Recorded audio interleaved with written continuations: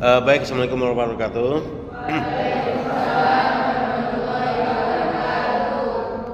Pada pertemuan hari ini kita akan bicara soal bagaimana menemukan ide atau bagaimana kita mengkonstruksi ide atau bagaimana kita mengeksplorasi ide atau bagaimana kita mendapatkan satu topik yang menarik yang memang kalau orang membaca itu akan terkesan gitu ya. Jadi tidak hanya sekedar naskah yang sambil lalu, tapi naskah yang dapat memberikan kesan mendalam bagi pembacanya atau bagi orang yang akan memainkan naskah kita ya.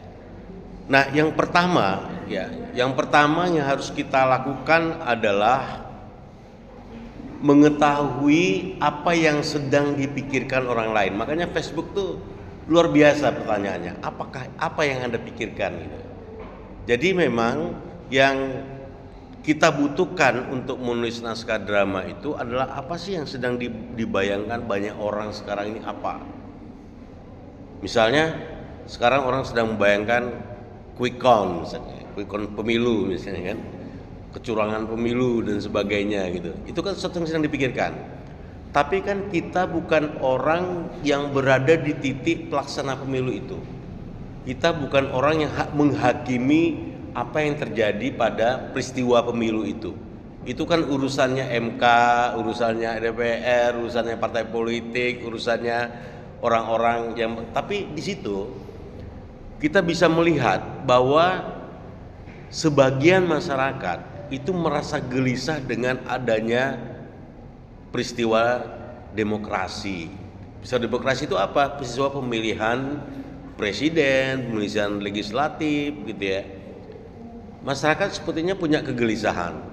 Nah, ini kan yang sedang terpikir oleh masyarakat. Jadi kita tidak memikirkan soal pemilunya, tapi masyarakat ternyata punya kebutuhan juga dengan peristiwa demokrasi yang sedang kita jalankan. Nah, itu satu ya. Kita berada dalam pikiran bersama dengan masyarakat yang ada. Itu satu. Yang kedua, apa yang kita harus lakukan ketika memikirkan satu topik tertentu? Yang kedua adalah bahwa ketika kita menulis sebuah atau akan menulis sebuah naskah drama, kita punya bayangan, imajinasi, khayalan, keinginan, kehendak, upaya untuk melakukan perubahan, menginginkan sesuatu yang orang lain mungkin nggak pikirkan. Mungkin bukan soal demokrasi, tapi soal bagaimana cuaca sekarang tidak menentu misalnya. Itu kan juga orang. Nah, kita mungkin berada di pada titik itu, atau kita berada pada titik di mana orang nggak memikirkan sama sekali peristiwa yang nyata terjadi. Jadi sesuatu yang kita itu ada faktualisasinya, ada sesuatu yang faktual, ada sesuatu yang nyata, ada sesuatu yang memang berkisah tentang kejadian-kejadian yang terjadi. Nah, itu yang kedua ya, satu yang dipikirkan, satu yang benar-benar terjadi sekarang ini. Sesuatu yang memang orang sekarang ini menghadapinya gitu ya. Nah, yang ketiga, untuk mendapatkan topik tertentu itu kita harus juga memikirkan bahwa di dalam topik itu ada edukasi, ada ajakan, ada dorongan, keinginan, kehendak, ada pemicu dari kita agar orang bertindak sesuatu. Nah, itu. Ini salah satunya konsep Brecht ya. Bertolt Brecht itu sesuatu yang dia buat, sesuatu yang membuat orang segera bergerak, segera bertindak. Jadi orang nggak sekedar berpikir, ya, orang tidak sekedar mendengarkan atau mengetahui, tapi apa yang kita lakukan itu orang ingin melakukannya gitu. Nah, itu. Jadi apapun yang terjadi orang ingin melakukannya, ingin bertindak, ingin beraksi dari apa yang kita inginkan. Nah, kita melihatnya apa sih masyarakat ingin lakukan sekarang ini? Apakah masyarakat sekarang ini ingin menjadi orang kaya misalnya, seperti yang dipikirkan oleh Arifin C. Nur ketika dia melihat ada peristiwa lotre, peristiwa orang ingin kaya mendadak, orang ingin kaya tanpa kerja gitu. Nah, Dia melihat kondisi itu, akhirnya lahirnya naskah Mega-Mega, ya. Nah itu hasil dari bagaimana kita melihat kondisi masyarakat yang ada, kondisi manusia yang ada, kondisi mungkin institusi-institusi yang ada, ya. Atau misalnya seperti yang dipikirkan oleh Motinggu Buse, misalnya dia menulis naskah Malam Jahanam, karena banyak masyarakat di perkampungan itu yang berselingkuh misalnya. Kaget sih, nah makanya lahirnya naskah Malam Jahanam, jadi orang senang menuliskannya. Nah kemudian mungkin kita melihat ada kenyataan bahwa ternyata sekarang bapak-bapak sekarang kalau lihat janda muda tuh kok pengen ngerabi gitu ya. Iya kan, ya mungkin ya.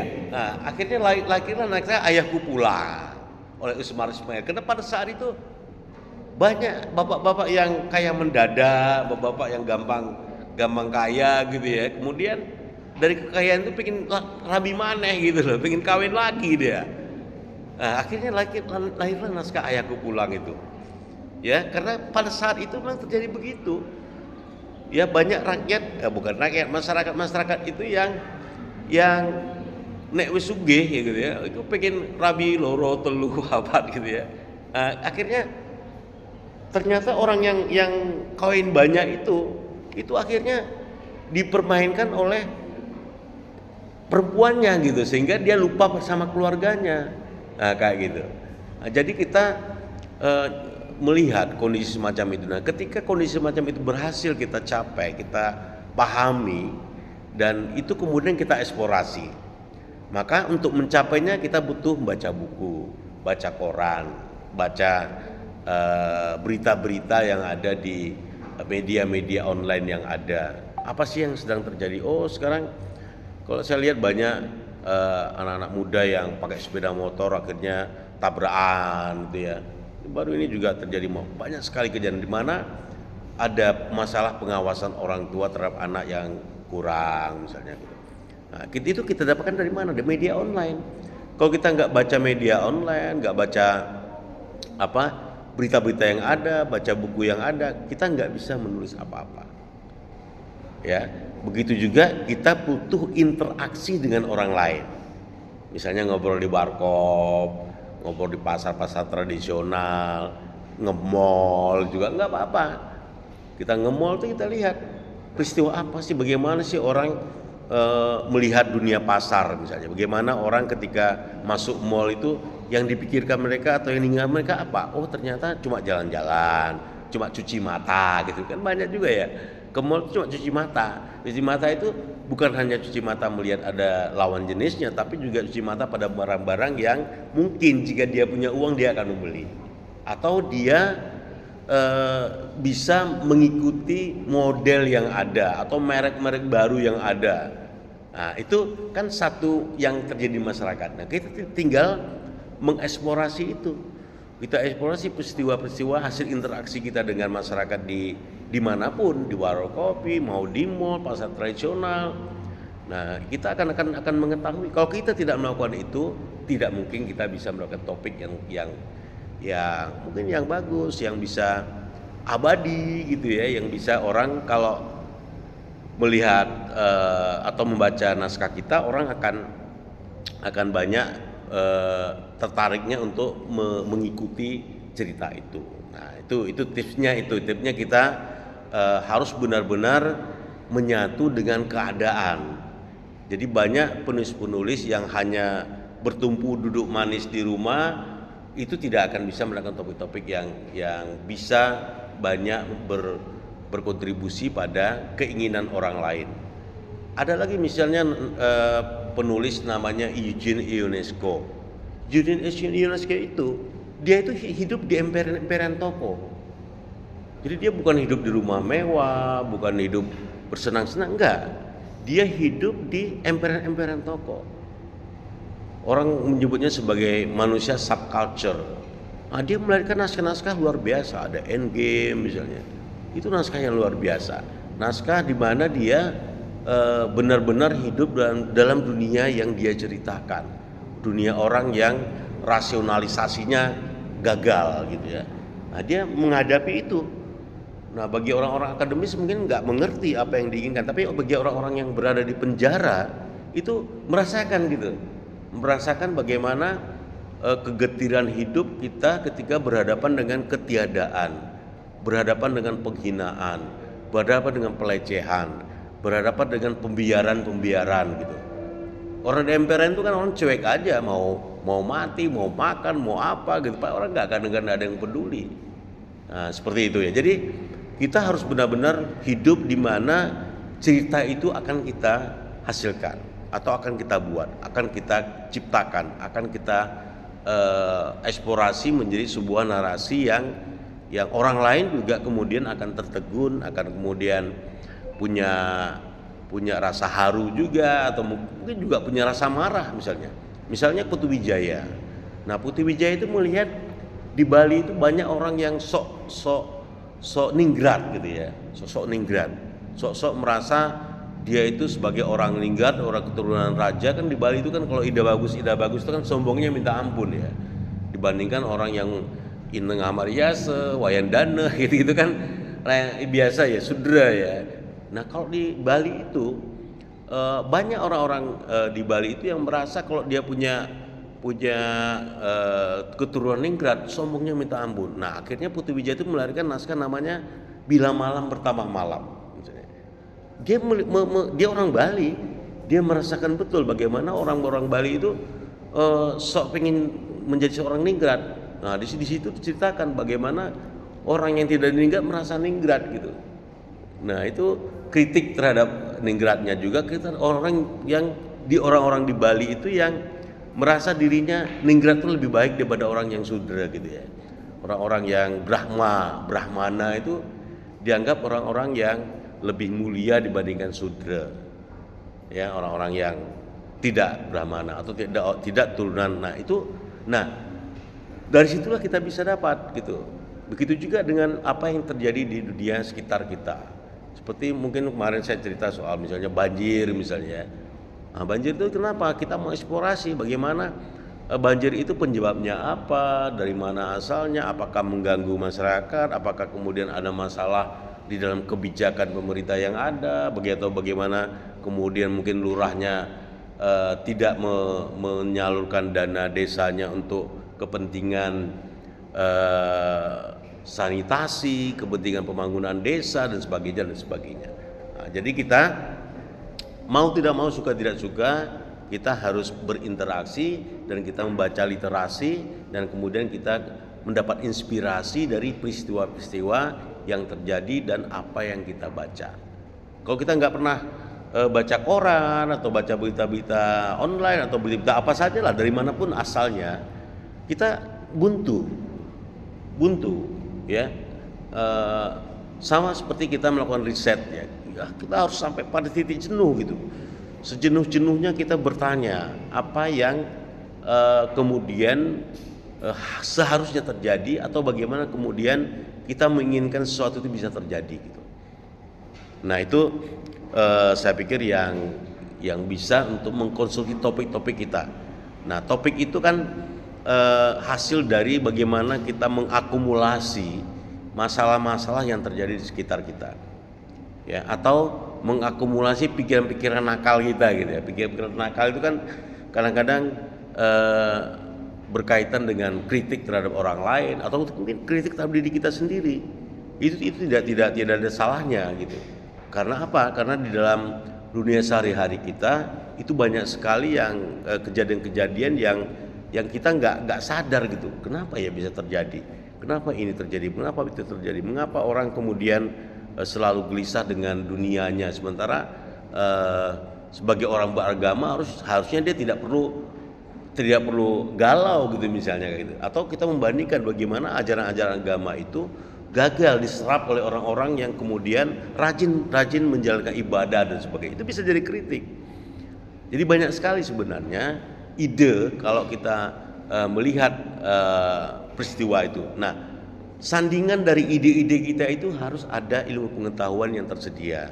Ada ilmu sosiologi, ada psikologi, ada mungkin antropologi, mungkin juga ilmu-ilmu lain yang mengkonstruksi pikiran kita. Kalau misalnya kita semata-mata hanya berharap kepada ide kita, pikiran kita, tanpa kita menyentuhkannya kepada masalah-masalah psikis masyarakat, masalah-masalah sosiologis yang terjadi di masyarakat, atau bagaimana masyarakat itu ternyata berada di jalur dia tidak peduli dengan pandangan-pandangan orang lain misalnya, atau pandangan-pandangan katakanlah akademisi atau pakar-pakar yang berkaitan dengan kemasyarakatan misalnya, berkaitan dengan kejiwaan masyarakat misalnya, psikososialnya nggak pernah terpikirkan gitu. Nah, disitulah kita mencoba mengujinya.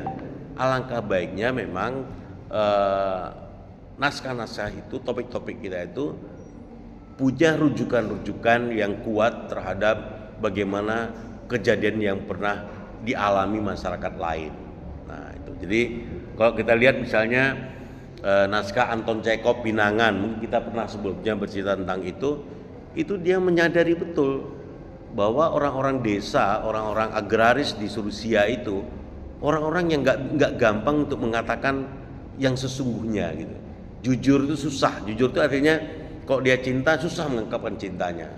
Seperti kasus Ivan dan Natalia dalam lakon Pinangan itu. Dia susah untuk mengungkapkan itu. Nah, sehingga sampai dia sakit jantung dan pulang, kan itu ya cerita kita kemarin. Nah, jadi itu yang kita baca. Misalnya tempat kita misalnya daerah nelayan misalnya, bukan agraris. Nah, kalau tempat kita daerah nelayan, sebagai daerah nelayan, apa sih problematika orang nelayan? Apakah adanya pukat harimau yang membuat nelayan-nelayan tradisional yang cuma pakai jala itu tidak dapat ikan misalnya, karena terutama itu terjadi di wilayah-wilayah Kalimantan atau wilayah-wilayah lepas pantai yang jauh ya.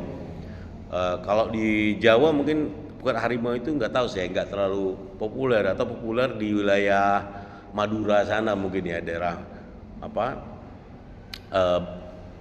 bukan Bawean, Madura itu apa tuh yang daerah lepas pantainya yang masa lembu. Nah, kayak masa lembu misalnya. Nah, masa lembu itu kan juga susah gitu ya. Para nelayannya mendapat ikan karena pukat harimau di sana sangat-sangat pukat harimau itu sangat merajalela gitu. Nah, apalagi orang-orang yang berada di wilayah Kalimantan yang bagian apa ya? Kalau utara ya, bagian utara itu susah sekali. Ya karena para penangkap ikan dari Thailand, bahkan dari Cina, dari Jepang, bahkan dari Malaysia itu menguasai ikan-ikan di wilayah kita gitu. Sehingga orang-orang yang berada di wilayah Kalimantan itu kesulitan. Walaupun sudah ada sudah ada polisi airnya ya. Polisi air atau polisi air namanya. Apa? Iya, ada juga yang tentara ya, ada tentara.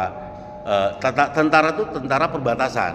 Kalau yang tentara itu tentara perbatasan laut. Jadi mereka mengawasi perbatasan laut di Indonesia sesuai dengan ZEE, zona ekonomi eksklusif Indonesia itu di mana? Itu tentara. Karena tentara itu dia menjaga wilayah kedaulatan Indonesia. Nah, tapi kalau wilayah yang lebih ke dalam mendekati pulau-pulau di Indonesia itu biasanya polisi air ya. Polisi air itu juga di dalamnya juga ada marinirnya gitu ya, atau pasukan kata istilahnya ya. Nah itu juga. Nah jadi kita harus tahu peta yang semacam itu gitu, peta sosialnya, peta psikologinya, peta yang menjadi di mana masyarakat itu memikirkan itu gitu, atau tidak memikirkan sama sekali, dan kita punya pikiran-pikiran yang kemudian bisa kita rujuk pada dunia ilmu pengetahuan yang ada. Nah, kira gitu ya. Jadi, dan yang paling penting juga dari itu tulis dan tulis. Nah, gitu. Ya betul. Jadi jangan hanya kita mikir tok gitu ya. Mungkin langsung tulis apa gitu, nanti besok. Sekarang ini kan lebih gampang ya. Tinggal bisa di-delete, bisa diangkat naik ke atas, naik ke bawah gitu ya. Kok dulu salah ngetik lagi, jebres kertas. Wah, itu luar biasa ya, menghabiskan kertas dulu, pelukis dulu. Nulisnya itu ya lebih ruwet ya, karena tidak ada alat yang sekarang ini mudah untuk digunakan dan canggih sekali gitu. Nah itu ya, jadi menurut saya kita punya kemauan untuk bisa memasuki wilayah yang benar-benar merupakan bagian bersama kita dengan calon pembaca kita terhadap masalah yang dihadapi. Ya, jadi kalau misalnya kayak Ayahku Pulang dengan Malam Jahanam itu sama masalah adanya perselingkuhan ya, atau Sayang Ada Orang Lain ya, Utui Tatang Suntani misalnya juga begitu. Itu perselingkuhan di masyarakat juga. Jadi memang perselingkuhan itu sangat populer ya, tapi tentu diceritakan dengan cara yang mendidik gitu ya, mendidik. Saya pikir banyak yang semacam itu, dan itu saya pikir kita memang harus punya bacaan yang memadai juga untuk mendapatkan topik-topik tertentu. Gak bisa kita duduk manis di rumah baca-baca buku aja gitu ya, tanpa ada interaksi, tanpa kita melihat bagaimana raut muka masyarakat kita itu menghadapi masalahnya. Jadi ada juga orang yang gampang menyembunyikan masalah, itu juga baca. Jadi ada masalah tapi orang lain tidak tahu. Nah inilah kecermatan kita, keahlian kita, ketelatenan kita untuk melihat perubahan-perubahan yang terjadi di masyarakat itu. Nah kalau kita mampu melakukan itu, maka kita dapatkan topik-topik yang berkontribusi pada masyarakat, dan kemudian bisa menjadi bagian penting dari bagaimana naskah itu nanti tidak hanya sekedar dibaca, tapi kemudian juga jadi tuntunan bagi orang untuk menghadapi masalah yang terjadi di sekitarnya. Home credit jadi bisa. Muncul terus ini notasi notifikasinya itu nggak tahu saya cara. Oke, itu soal lain. Oke, ada pertanyaan lagi?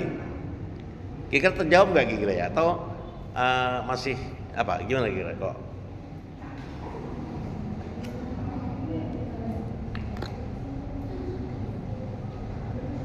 Terjawab nggak kira-kira? Iya.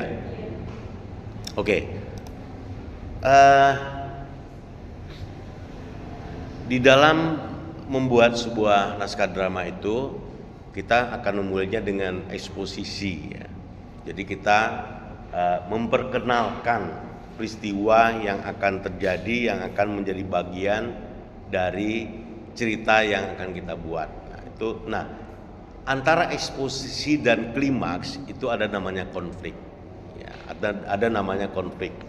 Nah, konflik itu butuh brainstorming ya, butuh tukar pikiran, butuh satu pertemuan dengan banyak kemungkinan pendapat, kemungkinan terjadinya perbedaan dalam menyelesaikan konflik atau mengkonstruksi konflik, atau kita menciptakan suasana dari suatu kejadian yang terjadi. Nah ini perlu kita pikirkan bagaimana kita membuat brainstorm untuk konflik atau bertukar pikiran dengan konflik.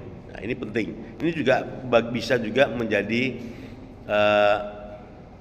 satu entry point ya, kita membangun topik melalui bagaimana kita membangun konflik, atau kita melihat masalahnya sebenarnya apa, atau konflik yang terjadi sebenarnya berada pada titik mana dari apa yang kita lihat.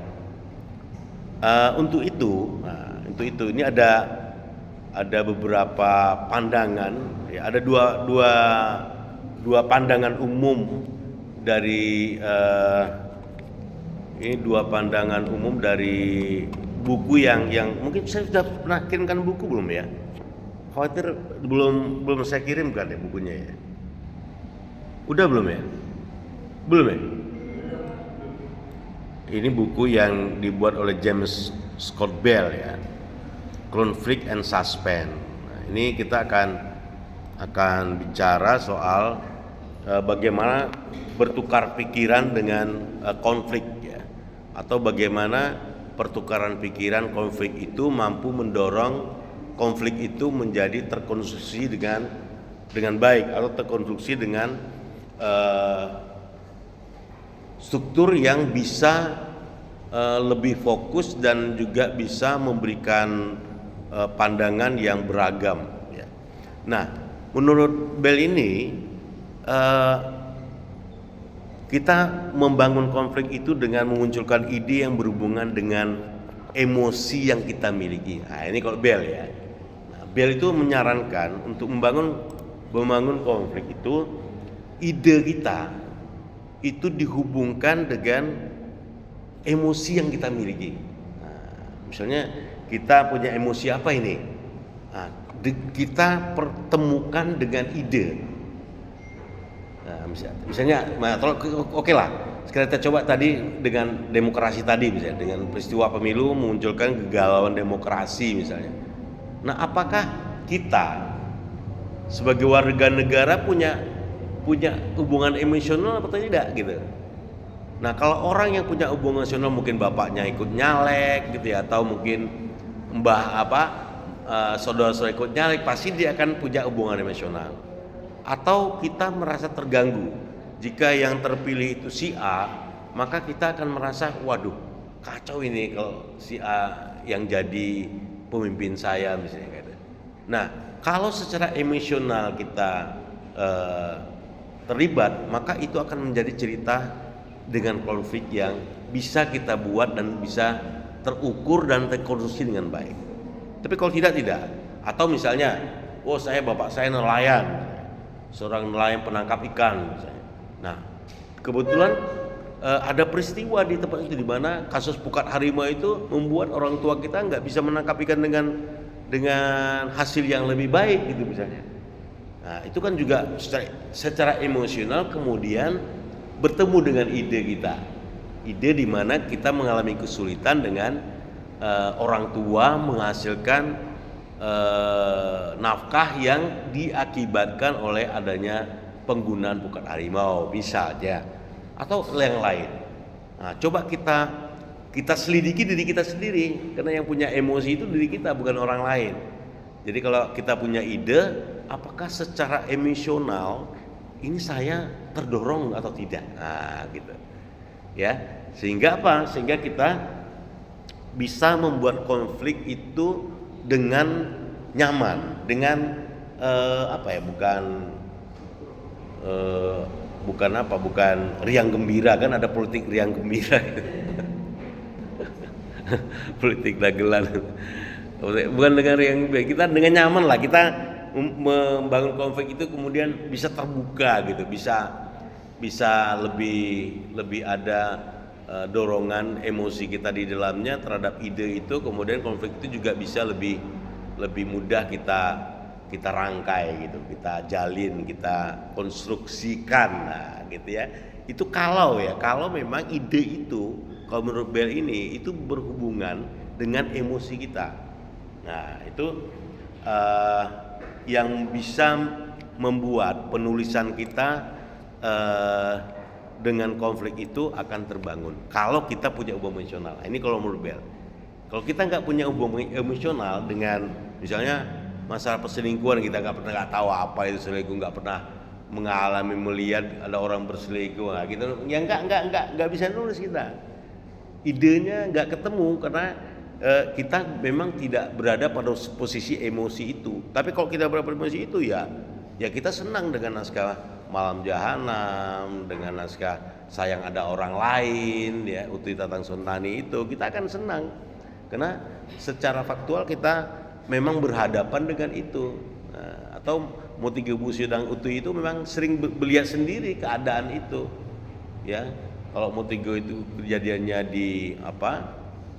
di Lampung, mungkin Uti lain lagi kejadiannya karena ini lebih kepada sosiologi kota gitu ya, lebih kepada kondisi masyarakat kota. Kalau Bu Uti itu masyarakat desa, nelayan, ya, orang nelayan ketika nelayannya pergi ke laut, istrinya berhubungan dengan tetangganya gitu-gitu ya. Nah, itu kan Motigo Busio, tapi orang lain juga kadang-kadang itu ya mungkin ada gitu ya. Akhirnya orang juga sering menggunakan eh, cerita semacam itu di dalam naskah-naskahnya. Nah, yang kedua, untuk membangun konflik ya, menulis cerita dengan konflik yang terukur dan terstruktur itu. Yang kedua, menurut Bell ini Anda mendorong cerita itu ke arah yang menawarkan kemungkinan konflik yang paling besar lagi gitu. Nah, jadi tidak hanya misalnya di dalam Ayahku Pulang misalnya, ayahnya kemudian meninggalkan keluarganya karena ada will-nya gitu ya, ada will gitu ya. Will itu apa? Wanita idaman lain ya. Karena ada will-nya gitu kan. Nah, bapaknya ini karena penghasilan cukup bagus, ada will-nya di situ, dan kemudian dia hidup dengan will-nya itu dan akhirnya jatuh miskin gitu karena will-nya ini menuntut banyak hal yang tidak mampu dia penuhi, akhirnya ditinggal. Biasa gitu ya, kejadian kan sering ya. Bahkan saya punya tetangga yang semacam itu juga gitu ya. Jadi ketika sudah lepas dari will-nya, dia kemudian sakit-sakitan gitu misalnya, atau tidak mampu untuk menghidupi dirinya sendiri, akhirnya dia kembali ke keluarganya. Nah, di situ ada percekcokan ya. Nah, beda dengan Mutinggu Buse dan Utui Datang Sontani. Beda ininya, sama-sama masalah adanya pertarungan antara dua keluarga yang berbeda. Ya, satu keluarga yang punya hubungan merebut suami orang misalnya, itu ada yang tidak. Nah, jadi kalau menurut Bell ini bagaimana kita mendorong ya konflik itu ke arah penawaran kemungkinan yang lebih besar lagi. Nah, kalau di dalam Ayahku Pulang misalnya ya, mungkin sebagian sudah sangat dekat dengan naskah itu.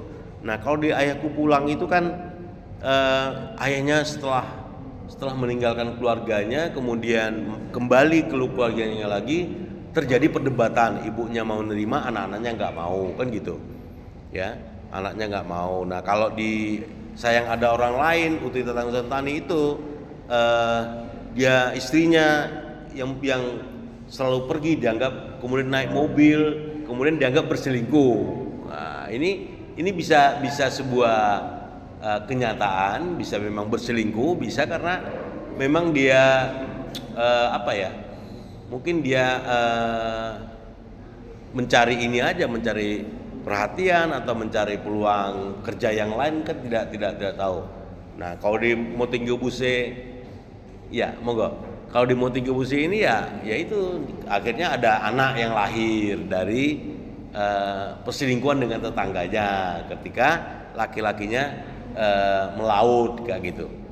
Nah, ini kan peristiwa-peristiwa yang bagaimana kemudian dia membesar menjadi peristiwa yang besar. Jadi peristiwa besar itu bisa jadi kemudian lahir anak gitu ya, atau kemudian istrinya tidak peduli lagi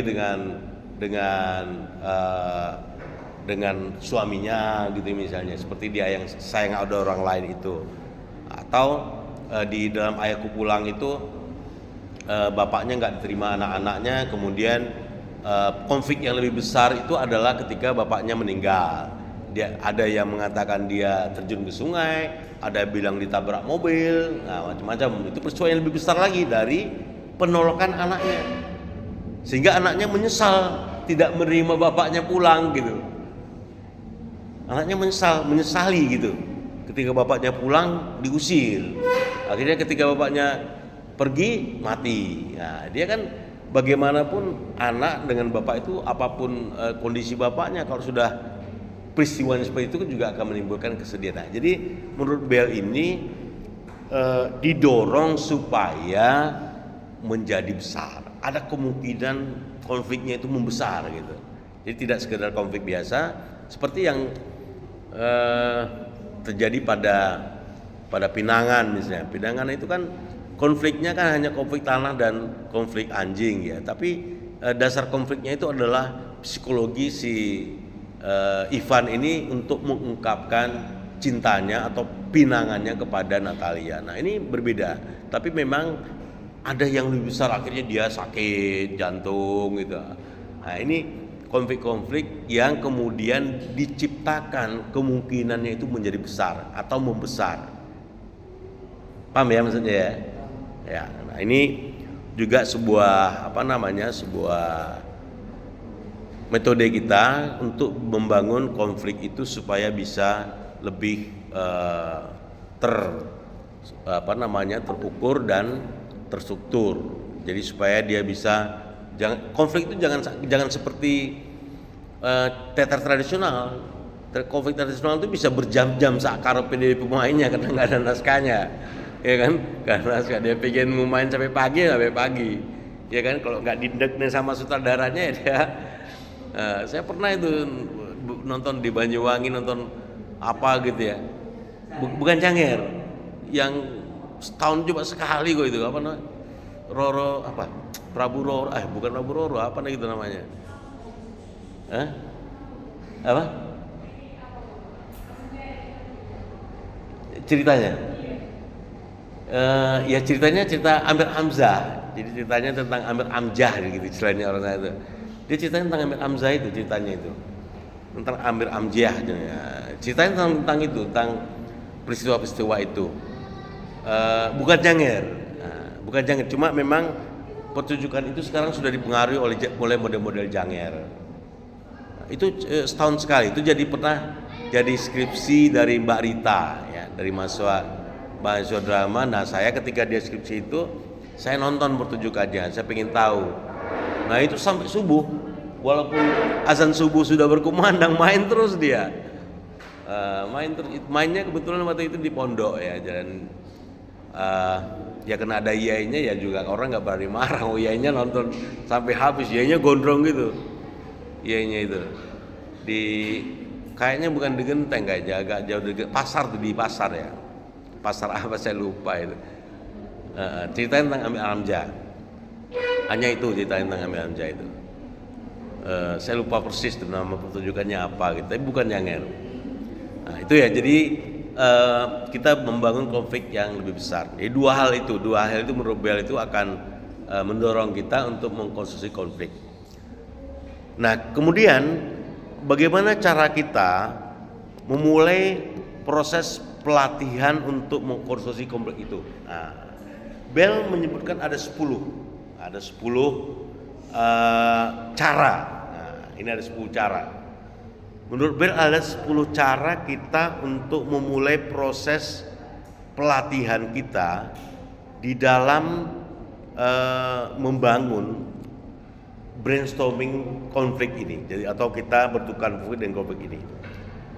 Nah, yang pertama kalau menurut Bell ini adalah dengan konsep. Jadi harus ada konsepnya. Ya, harus ada satu upaya kita untuk menetapkan apa sih yang kita secara konseptual, secara pemikiran atau secara gambaran kita terhadap sesuatu hal yang terjadi itu benar-benar bisa ada bangunannya gitu ya. Atau menurut Bell ini kita selalu mengkonstruksi bagaimana jika, gitu. Jadi ketika kita ingin membangun satu cerita, kita punya pertanyaan bagaimana jika. Nah, jadi misalnya masalah demokrasi tadi misalnya, bagaimana jika 02 didiskualifikasi misalnya gitu. Misalnya gitu ya. Atau bagaimana jika pemilu diulang misalnya.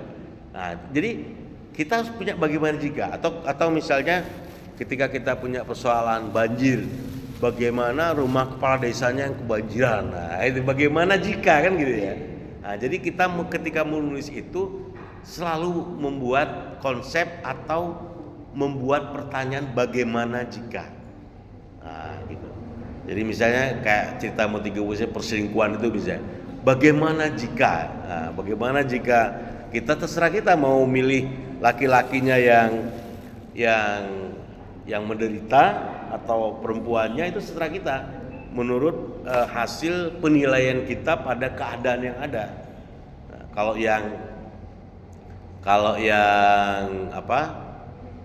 yang Motiga Buse ini yang menderita laki-lakinya, ya. Kalau yang ayahku pulang, ya laki-lakinya juga yang menderita. Kalau di Utuy, ya laki-lakinya juga.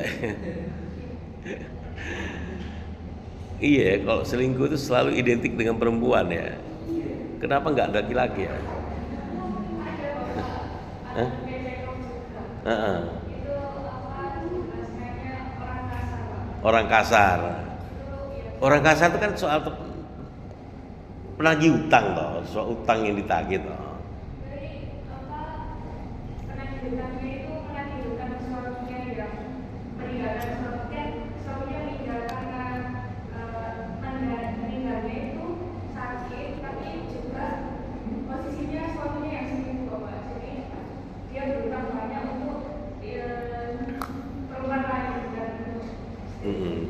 Jadi itu banyak cita-cita semacam itu ya. Jadi ya itu tergantung penilaian kita ya pada keadaan, atau seperti yang saya katakan di awal, fakta itu ya, soal faktualnya, aktualisasi dari narasi kita tuh apa sih sebenarnya, apa betul perempuan yang lebih dominan atau mungkin laki-laki lebih dominan.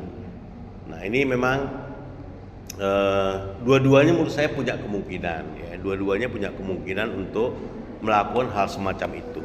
Tidak hanya laki-laki dan juga tidak hanya perempuan. Dua-duanya punya kemungkinan, ya. Dan juga pemicunya juga macam-macam, ya, macam-macam. Tidak sama antara satu orang dengan orang lain, nggak sama. Nah, ini yang pertama, cara kita memulai proses melatih untuk membangun proses pembuatan konflik itu. Nah, yang kedua, menurut Bell ini kita harus punya daya khayal, ya, imajinasi. Kita harus punya kemampuan membayangkan, kemampuan menggambarkan, kemampuan mendeskripsikan atau membayangkan sesuatu lah. Kalau kita nggak punya imajinasi yang kuat, narasi kita juga akan lemah gitu. Jadi butuh menurut Bell ini imajinasi. Nah yang ketiga, menurut Bell ini adalah dibutuhkan pengaturan ya, atau setting lah, atau tempat di mana kejadian itu berlangsung. Ya, ada settingnya. Jadi jangan sampai kita tidak punya setting.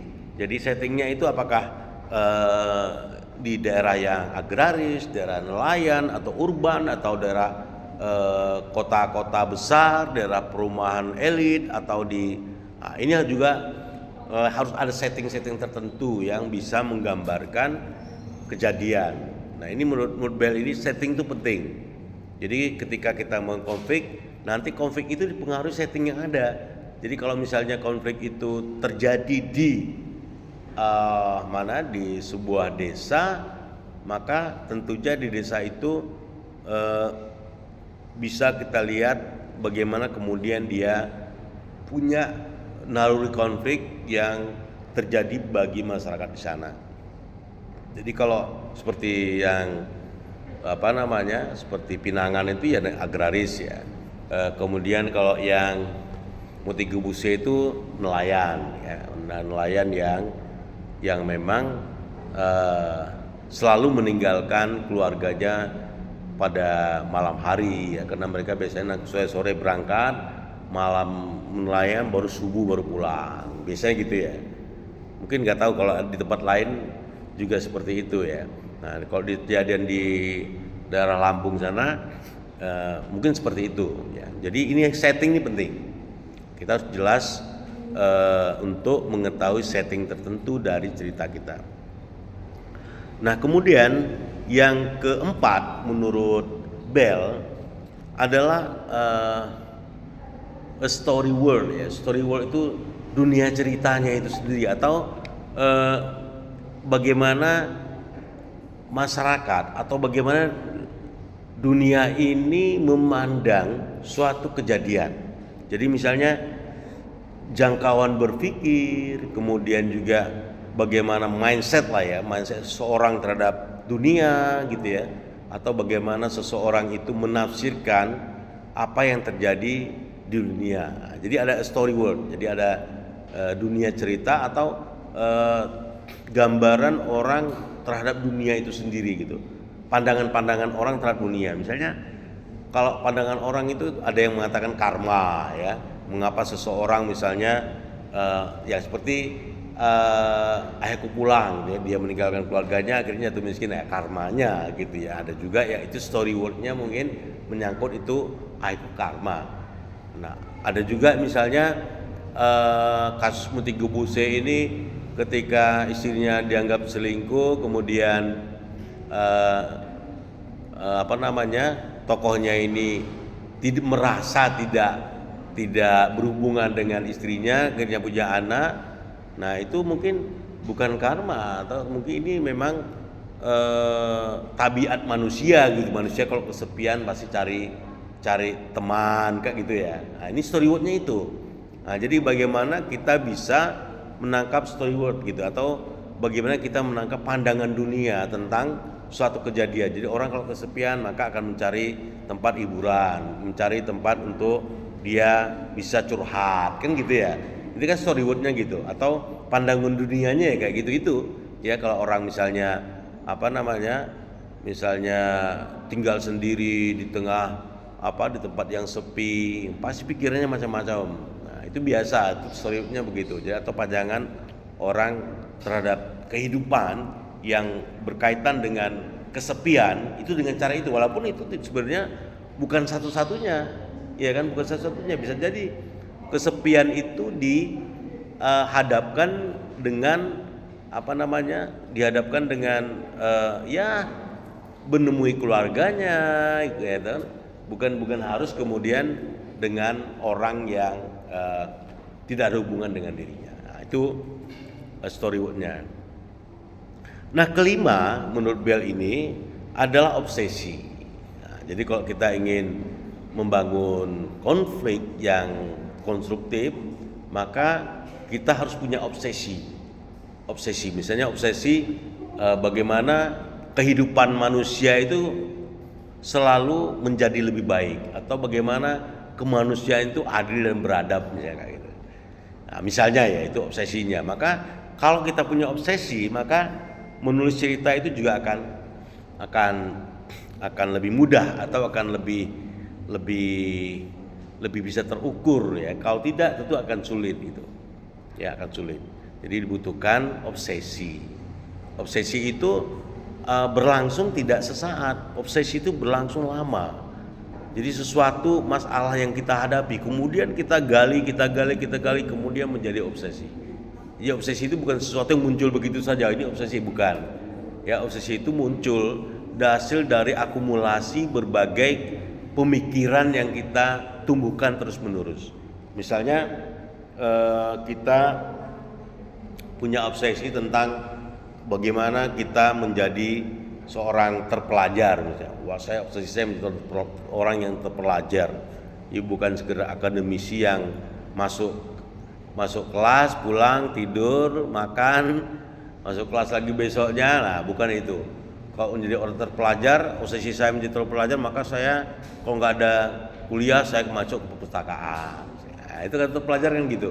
Nah, obsesi, dia punya obsesi menjadi orang yang terpelajar, bukan orang yang sekedar mahasiswa misalnya gitu, tapi orang yang terpelajar. Ya, jadi dia kalau nggak ada kuliah ya dia bukannya cangkruk gitu, tapi masuk ke ruang perpustakaan baca buku, misalnya gitu, atau bertemu dengan orang yang punya pengetahuan lebih dari dia. Itu penting, ya, itu penting. Jadi kalau kita bisa memanfaatkan waktu kita tidak hanya dengan memasuki kelas, tapi kita punya obsesi juga untuk bagaimana menjadi terpelajar itu adalah kita berhubungan dengan ilmu pengetahuan itu secara bersungguh-sungguh. Ya, nah, jadi itu yang kelima disampaikan Bell untuk cara kita melatih menulis kemudian menghasilkan konflik yang lebih baik. Nah yang keenam, nah ini unik juga ini ya, steal or plot. Nah, jadi kita itu mencuri plot lama. Nah, ini cara yang keenam menurut Bell. Mencuri plot lama itu gimana? Kita kan tahu ya ceritanya apa? Ceritanya ya pulang lah misalnya. Kan ada plotnya itu kan, plotnya di rumah tangga itu sibuk tentang bicarakan bapaknya, tiba-tiba bapaknya muncul, kemudian marah mereka meluap gitu ya, karena baru saja mengungkapkan kekesalan dengan bahwa mereka susah menghadapi hidup tanpa seorang ayah misalnya kan. Iya kan? Ya. Nah, plotnya kan kita tahu plotnya. Nah, plot itu bisa kita tiru atau kita udah tanda petik itu istilahnya bel dicuri gitu. Nyuri plot. Nah, jadi bukan nyuri ide ceritanya, bukan mencuri kalimat-kalimat enggak, tapi mencuri plotnya. Nah, ini bel itu ini bisa mencuri plot dari drama yang ada. Paham maksudnya? Jadi istilahnya bel ini mencuri plot lama atau plot yang sudah ada gitu. Kita nyuri plotnya aja. Kemudian ceritanya kita bisa larikan kemana-mana misalnya, ya. Jadi istilahnya betul ini unik bagi saya unik ya, mencuri plot. Tapi saya pernah melihat banyak orang membuat cerpen itu ya begitu. Di plotnya Putu Wijaya dia ambil, plotnya Budi Dharma dia ambil, tapi ceritanya lain, nama orangnya lain, ide cerita tentang yang lain. Tapi kalau kita baca ya sama, plotnya sama dengan yang dimiliki oleh penulis lain gitu. Itu banyak. Nah, jadi itu juga menurut Bell ini cara, ya satu metode juga, yaitu dengan mencuri plot lama atau plot yang sudah ada, still old plot istilahnya. Ya, ini istilah Bell ya. Jadi kita baca naskah asik ya plot ini ya. Nah, plotnya kita ambil. Oh, pertama adegannya tentang ini ya. Misalnya ini memang butuh keahlian juga ya untuk memindahkan plot orang lain ke dalam cerita kita. Ya. Ya, misalnya Ayahku Pulang ya. Kita cerita pertengkaran orang di kampus atau pertengkaran di RT apa di RW gitu. Nanti habis pertengkaran nanti tiba-tiba muncul orang yang diceritakan gitu ya. Itu plotnya Usmar Ismail kan begitu. Ya, cerita bertengkar tiba-tiba orang yang diceritakan misalnya mencerita tentang RT-nya yang enggak karuan. Wah, tahu muncul, tahu ngel bla bla bla bla. Wah, mungkin RT-nya muncul. Wah, iki ya, tapi ada orang yang simpati gitu. Ya wis, enggak apa-apa RT-ne tanpa niae. RT-ne kan ya toh wong liya enggak gelem ana sing gelem dadi RT ya, kayak gitu loh. Sama dengan plot Usman Ismail. Si ibu ini menerima bapaknya, anaknya enggak terima. Nah, kayak sama itu plotnya. Ceritanya mah beda, cuma cerita tentang RT yang nggak mau ngurusi RT-nya gitu. Ya toh sudah dipilih jadi RT terus lungo, nggak karuan, nggak kemana-mana, nggak ngurusi RT-nya gitu. Di RT-nya ada masalah ya nggak, Pak RT-nya nggak ada, nggak bisa menyelesaikan karena orangnya tidak di tempat gitu misalnya. Itu bisa. Plotnya plot Usmar Ismail, ya kan? Tapi dicuri menjadi cerita tentang RT misalnya gitu. Nah kemudian tiba-tiba Pak RT-nya pergi, tahu-tahu Pak RT-nya pergi ditabrak gitu kan? Atau bunuh diri Pak RT-nya, wah rakyatku nggak setuju mbak aku, nah, sama dengan Usmar plotnya, gitu. Jadi sama plotnya dengan Usmar Ismail. Nah itu contoh ya, contoh mencuri plot itu seperti itu. Tapi bukan tentang Ayahku Pulang, tapi tentang RT pulang gitu. RT pulang yang dan diserang gitu oleh rakyat, oleh masyarakatnya. Sama. Tapi ini plotnya yang kita ambil, bukan ceritanya. Oke, yang ketujuh. Nah, yang ketujuh itu menurut Bell ini harus ada isu. Harus menumbuhkan isu tertentu. Nah, harus ada isu. Nah, isu harus dikembangkan, ya. Jadi harus ada masalah. Jangan sampai gak ada masalah. Kemudian yang ke-8, Bell ini punya cara yang menurut dia efektif, itu adalah first line. Jadi baris pertama dalam satu cerita itu penting bagi dia. Cobalah menulis yang pertama dulu. Tulis dulu satu yang menjadi bagian awal dari satu yang ingin kita ceritakan. Nah, jadi itu juga satu cara. Jadi tulis dulu sesuatu, misalnya kita buat satu induk kalimat tentang sesuatu gitu ya. Coba aja dulu bikin itu. Dimulai dari situ. Nah, gitu. Kalau Bell melihatnya unsur itu penting. First line. Ya, jadi baris pertama dari yang kita buat itu adalah bagian penting, cara yang awal kita melatih untuk membuat konflik. Nah, yang kesembilan menurut Bell ini adalah passion. Jadi seseorang itu harus punya pusat passionnya gitu, atau pusat kecenderungan atau gairah gitu ya. Pusat dari kecenderungan seseorang atau gairah seseorang untuk membangun sesuatu. Nah, ini menurut Bell. Jadi menurut Bell yang 9 itu ada passion, harus ada passionnya, ada gairah, atau ada satu apa namanya, satu passion lah ya, tahu passion ya? Tahu ya, passionnya dia ada satu gairah atau ada satu simbolisasi hidup yang memang sedang banyak diimpikan orang. Nah, yang terakhir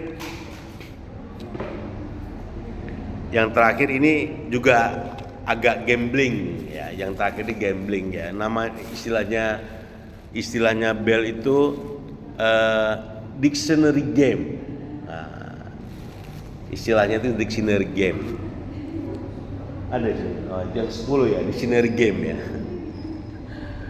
Ini penulisan naskah drama untuk kelas internasional. Jadi bahasa Inggris semua. Ya. Kelas internasional itu masuknya hari Senin. Ya, jadi ini jadi yang 10 itu dictionary game. Jadi ada 10 ya. Nah, dictionary game ini unik itu karena namanya juga game ya, permainan ya. Jadi Bell itu ambil sebuah kamus dan tunjuklah kata kita ke satu kata, maka dimulai dari situ. Itu gitu. Ya kayak orang mau ujian, yo dibakar kertasnya mesin kopi kok kayak gitu. Itu sebenarnya game aja, tapi bukan. Jadi menurut Bell ini dictionary game. Ya, merem terus. Itu menurut dia jika 9 cara tadi tidak bertemu. Gak ketemu 9 cara tadi, wis gak iso apa maneh ya wis tuding katanya telai. Menurut dia ya langsung tangan kita menuding satu dictionary dan mulailah dengan topik ataupun dengan cerita yang kemudian bisa menjadi cara kita untuk mengkonstruksi atau memulai proses pelatihan untuk membangun konflik. Oke, itu ya kita pada hari ini bicara soal konflik dan atau bagaimana konflik itu bisa dibangun, karena konflik itu bagaimanapun inti dari sebuah drama itu kadang-kadang berkaitan utama dengan konflik. Kalau kita nggak bisa membangun konflik, dramanya juga bisa jadi hambar atau dramanya juga bisa tidak terkonstruksi dengan baik. Itu yang sangat berarti bagi kita untuk bicara soal bagaimana konflik itu bisa terbangun dalam suatu naskah drama. Oke, silakan kalau ada yang ingin bertanya, mungkin ada yang ingin mendalami sesuatu yang kita bicarakan berdasarkan dari Bell ya. Nanti saya kirimkan bukunya ya, James Scott Bell ya. Buku ini menurut saya cukup praktis ya. Jadi bukunya itu Conflict and Suspense. Jadi bagaimana suspense itu berhubungan dengan setting, bagaimana struktur konflik. Nah, kita baru sampai kepada konstruksi dari konflik. Minggu depan kita akan bicara fondasi konflik ya. fondasi konflik.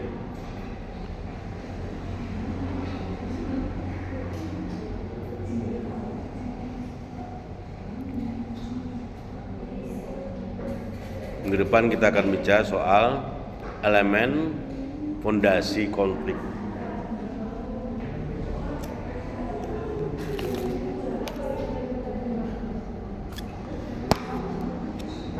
Oke, ada pertanyaan?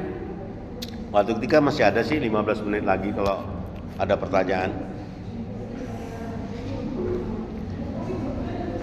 Rekamannya sudah 1 menit ya. 1 menit 1 jam. Oke, gak ada pertanyaan? Ya, kalau ya silakan.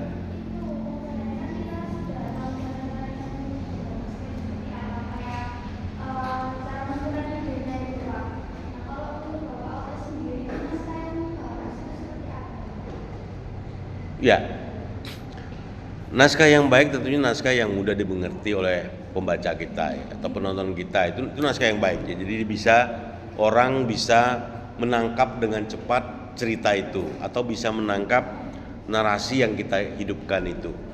Nah, itu satu. Yang kedua, kita punya karakter yang hidup. Nah, jangan punya karakter yang mati. Jadi kita harus punya karakter yang hidup, wataknya itu hidup. Jadi wataknya itu bisa membuat orang lain emosinya ikut terbangun gitu ya. Jadi misalnya tukaran kita juga pengen berpihak ke sini, berpihak ke situ, gitu. Jadi harus punya karakter yang hidup. Ya.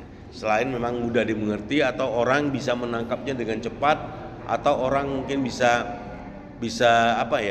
bergaul dengan cerita itu.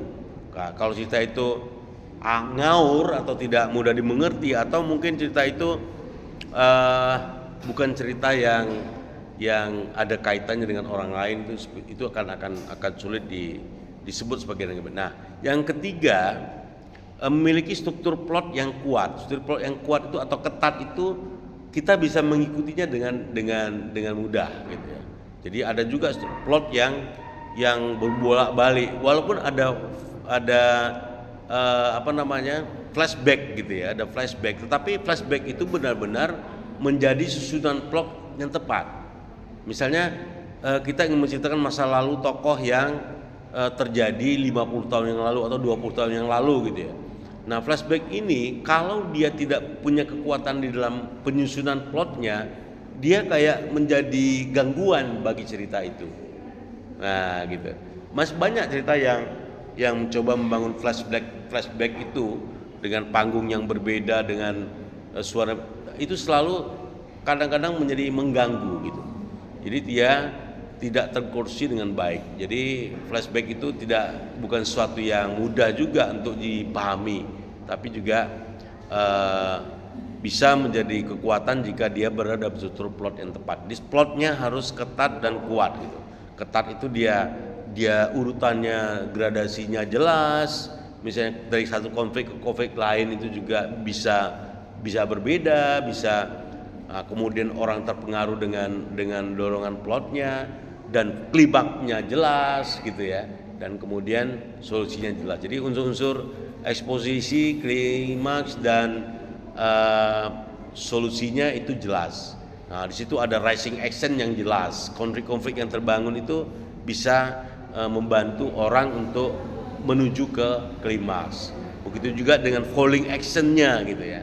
Turunnya klimaks menuju solusi itu namanya falling action. Falling action-nya juga orang mudah untuk menangkapnya. Nah, yang keempat tentunya cerita-cerita yang aktual gitu ya. Orang kalau dengar cerita itu, oh iya benar adanya gitu. Nah, itu benar adanya. Nah, yang terakhir tentu yang sangat penting itu adalah bahwa kita bisa mengedukasi orang juga gitu. Jadi tidak hanya sekedar cerita angin lalu, tapi bagaimana kita bisa membuat satu cerita yang baik itu adalah cerita yang memang bisa mengedukasi, membuat orang juga terpengaruh menjadi lebih baik dari apa yang diceritakan itu. Nah, jadi juga jangan sampai cerita tentang pencuri tapi kemudian orang jadi pencuri semua, jangan. Nah, jadilah mereka dengan adanya peristiwa pencurian itu kemudian orang merasa dirinya harus lebih baik daripada seorang pencuri. Nah, kayak gitu. Kira-kira gitu. Oke, ada lagi? Ya, ada? Kalau gak ada, kita akhiri pertemuan kita ini dan kita bertemu lagi minggu depan, ya. Oke, dan teruslah menulis dan buat laporan penulisannya segera mungkin supaya nanti jangan sampai penulisan itu dilakukan di akhir-akhir, mau UTS baru mulai, jangan. Mulailah dari sekarang supaya lebih mudah untuk menulisnya. Terima kasih. Wassalamualaikum warahmatullahi wabarakatuh.